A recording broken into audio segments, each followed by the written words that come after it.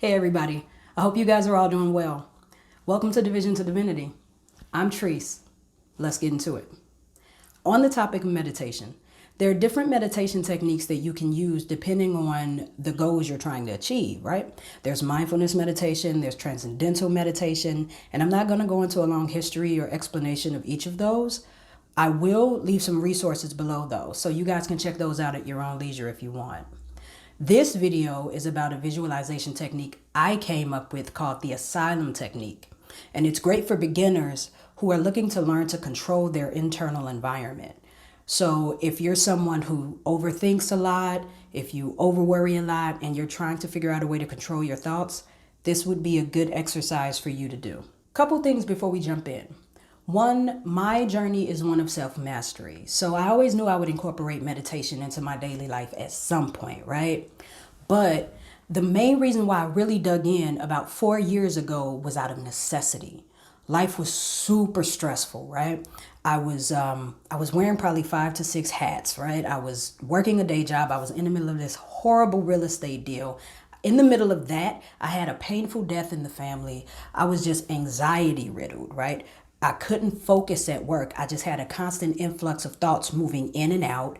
I could hardly even function physically. I started having all this tension in my shoulders and up in my neck. So it got so bad to the point where I couldn't even move my neck left or right without this searing pain jumping up and down my neck, right? That, insomnia, I was just a mess, right? And so I didn't want to go on any meds because the cause of this wasn't physiological. It was all mental. So I needed a mental solution. And what I really wanted to do was regain control of my mental processes, right? So I started meditating regularly. I came up with this technique and it worked. On top of that, I actually had a vendor that comes, I work in a lab, right? And I do ordering. So every now and then vendors will come in and out or whatever. He comes in, hadn't seen him in a while, and we chopped it up. I'm like, hey, how you doing? How's the fam? And he was super stressed. He was like, yo, I'm stressed out. I got this going on. I can't focus. I can't sleep. And so I told him about this technique, told him how to do it. He went ahead, came back about 3 months later and was like, yo, I loved it. It worked.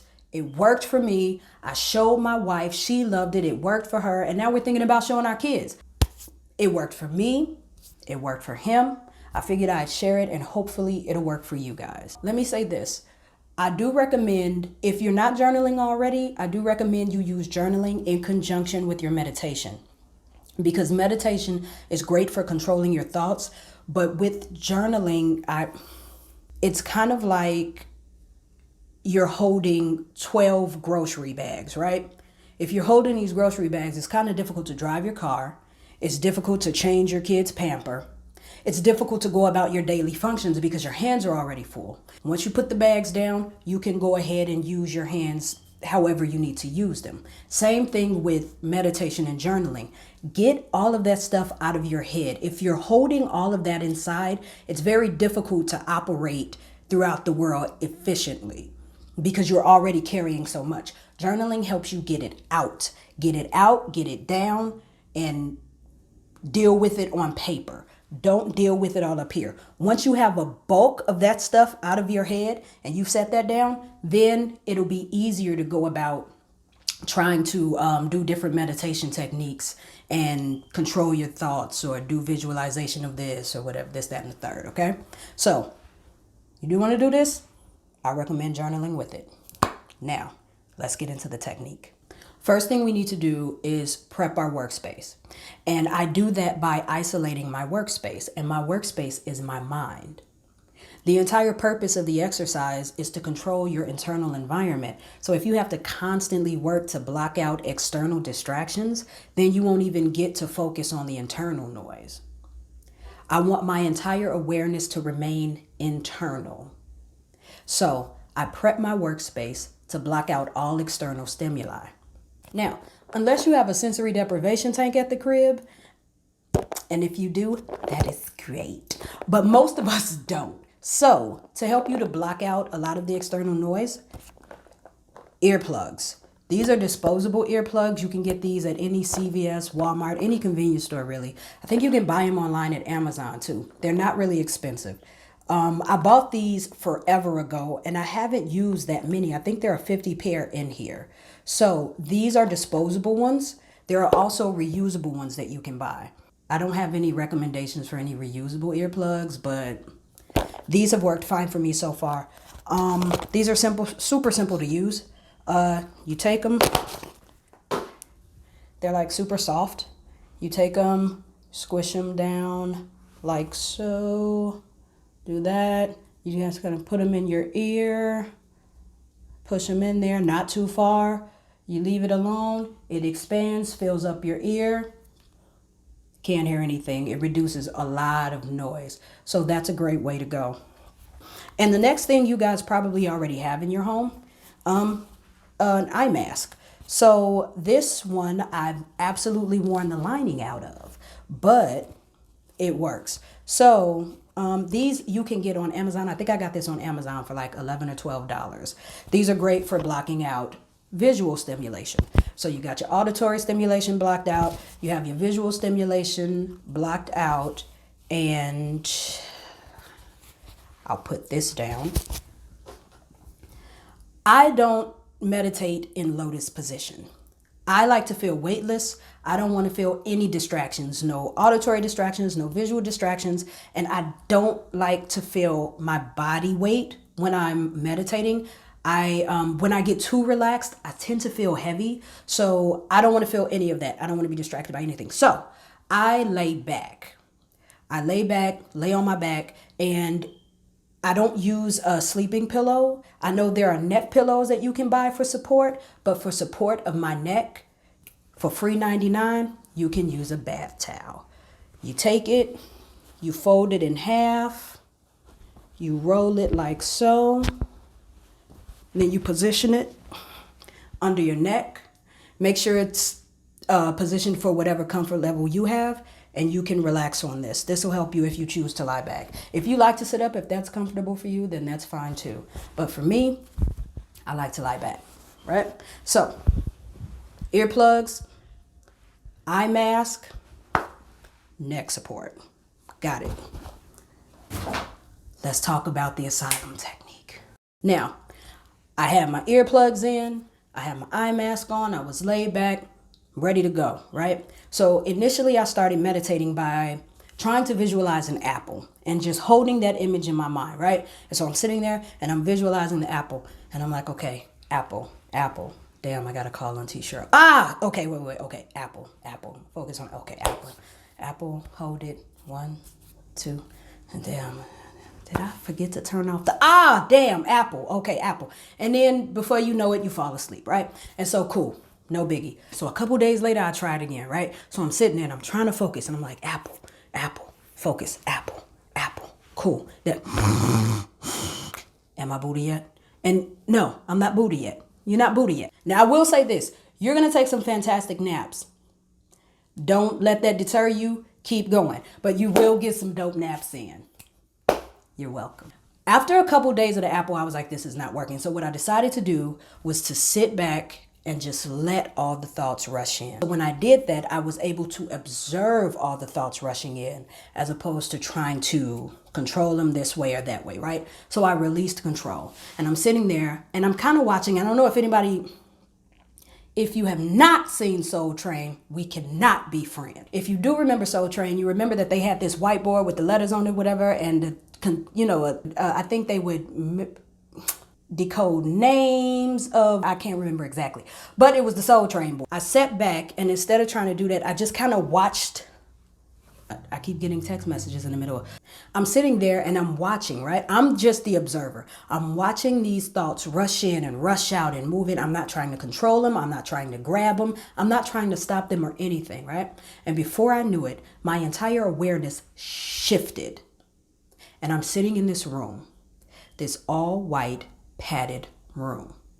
No doors, no ceiling, no doors, no windows, just 4 walls, floor, and a ceiling. Bright white, sitting, quiet, still, right? Now, it wasn't until later that I realized I was in this padded room because when I was a kid, I would always say, when I grow up and I retire, I'm going to retire in an insane asylum, because the world just didn't make sense to me. The world was crazy. The only thing that made sense was me sitting in my own little area where I was content. I could look out the window, nobody was bothering me, and I was peaceful, right?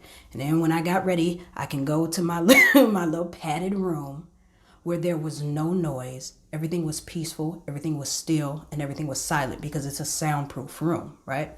And in my mind, that's kind of my safe, happy place, right? And so when my mind shifted me here, I'm pretty sure it shifted me there because it was quiet, because it was still, and it was peaceful. Now, it's a soundproof room, so nothing can get in, nothing can permeate the walls, right? So no sound can permeate the walls, which means no thoughts can permeate the walls. So the only way a thought can get in is if it actually pushes the wall in on me, right? So I'm sitting in here, I'm basically Schrodinger's cat. I'm sitting in this box, and the only way a thought can reach me is if it knocks the walls in on me. So I'm sitting there, and then a wall tries to come down. And so I take my hand and I push the wall up to hold it up and to hold the thoughts out. And so this wall starts to come, and I push this wall up, and then I push the one in front of me up. And so each time one of these walls tries to fall on me, each time a thought tries to come in, I physically push it up, right? To keep the thoughts out. And so the first time I did this, I'm sitting there and I'm just pushing the walls up, and I'm waiting. Okay, everything's still. Cool. And okay, cool. Okay, right? Boom. Fell asleep, woke up. I was happy because I got somewhere. You know what I'm saying? I actually was able to sit in a quiet space and keep the thoughts out, right? So the next time I meditated, I did the same thing. And I did that over and over over the course of weeks, right? So I got so good at that there was one time I was meditating and I'm sitting there and I realized that I don't have any hands. The recording just stopped. Anywho, so I'm sitting in there and I'm realizing that I don't have hands.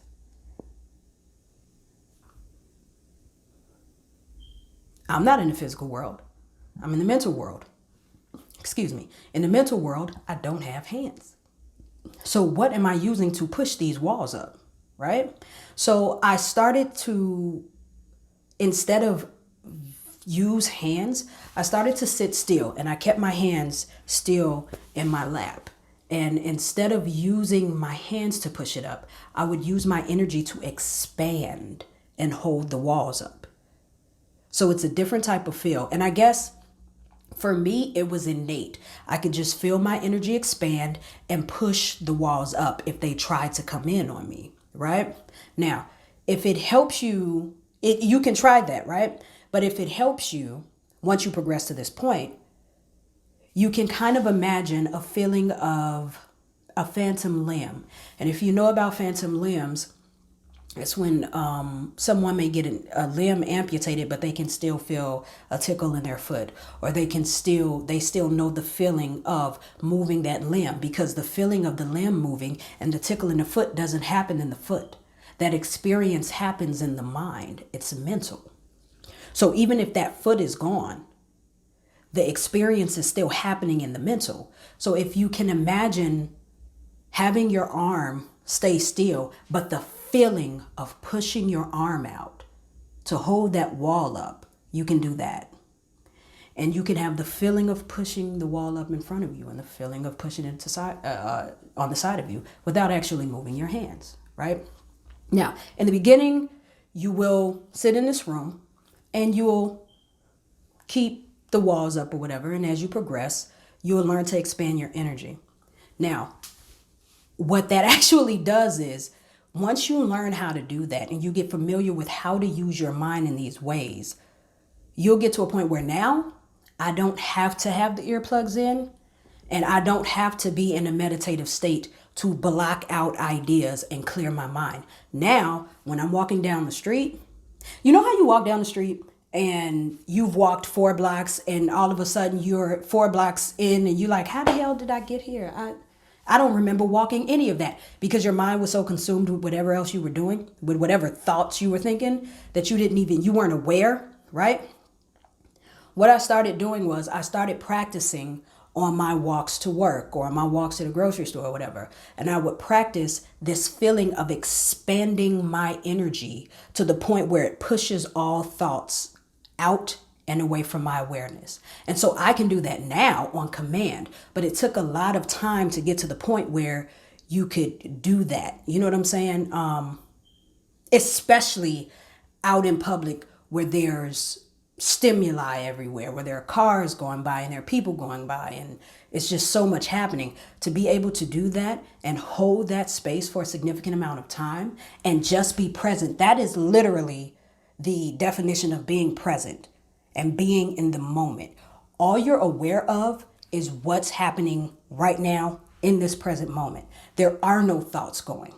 So you can sit in a space where you don't have any thoughts. But that takes a little time. That takes a lot of time, and that takes practice. I've been doing this for 4 years. So if you get there sooner, I am happy for you. However, don't feel like you have to do this in a week or 2 or a couple months. These are exercises and it takes time. So be patient with yourself, right? Start by prepping your space. Block out all external stimuli. Get your earplugs, get your eye mask. If you want to sit in lotus position, if that's comfortable for you, that's fine. If you want to lie back, make sure you have some type of neck support, either a pillow or you can take a towel, a rolled up towel like I showed you, and then go ahead and get ready to proceed with the exercise.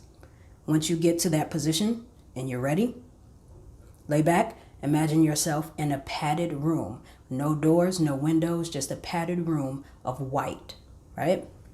You're sitting there, it's still, it's silent. Nothing can penetrate those walls. Nothing comes through those walls. The only way a thought can get to you is if it knocks those walls in on you. So when they start to come in, you push those walls up and keep those thoughts out, okay? So your homework for the next 2 weeks is every single day for at least 10 minutes, do this Asylum technique. I would say at least 10 minutes. If you want to try for longer, 20 minutes, 30 minutes, that's fine too. But at least 10 minutes a day to get yourself used to it, right? Well, so I hope this video helped. If you have any questions or comments, or you just want to share your experiences on meditation, drop it in the comment section below and I'll talk to you there. And until next time, thanks for watching. And don't forget to like, sub, share, and follow. Like, sub, share, follow, like, sub, share, follow, like, sub, share, follow, like, sub, follow, like, sub, share, follow.